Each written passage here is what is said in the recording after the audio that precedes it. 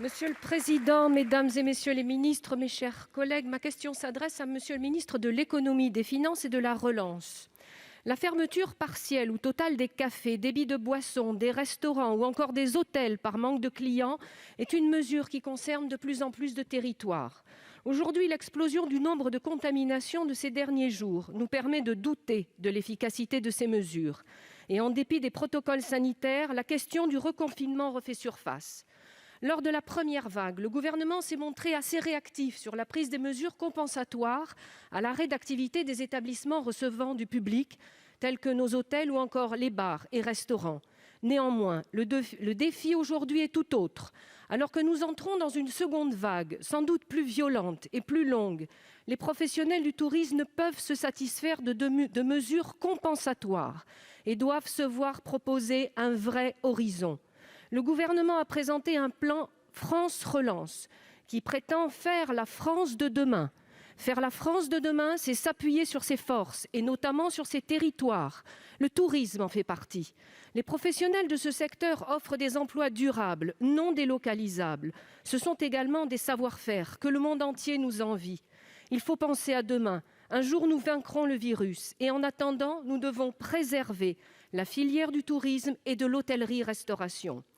Aussi, et avant les nouvelles annonces de ce soir, pourriez-vous nous préciser ce que le Gouvernement prévoit pour permettre à ces métiers qui mettent en valeur nos territoires de s'adapter concrètement aux mesures imposées par la situation sanitaire Également, comme vous le savez déjà et avant la crise sanitaire, la filière hôtellerie-restauration peinait à recruter. Pourquoi ne pas faire de cette période troublée une opportunité pour favoriser la formation de nos jeunes à ces nombreux métiers par des dispositifs innovants de formation à distance ou en présentiel dans les établissements hôteliers et de restauration désormais fermés au public. Nous nous devons, monsieur le ministre, d'anticiper l'avenir pour préserver cette filière particulièrement touchée par la crise sanitaire. Voilà. La parole est au secrétaire d'État chargé de la transition numérique et des communications électroniques, monsieur Cédric O, pour vous répondre. Monsieur le Président, Mesdames et Messieurs les sénateurs, Madame la sénatrice Dumont, je voudrais effectivement excuser l'absence de Monsieur Bruno Le Maire, qui est retenu par les dernières consultations préalables aux annonces de ce soir du Président de la République, précisément avec les secteurs, je crois, que vous évoquiez.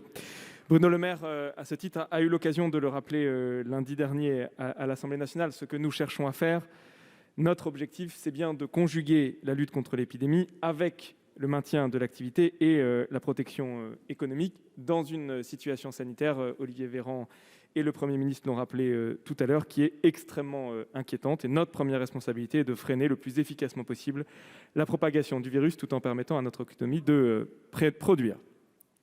C'est pourquoi l'ensemble du ministère de l'économie, des finances et de la relance est mobilisé pour soutenir les secteurs les plus fragilisés, à savoir notamment ce secteur des cafés, hôtels, restaurants et ceux qui en dépendent.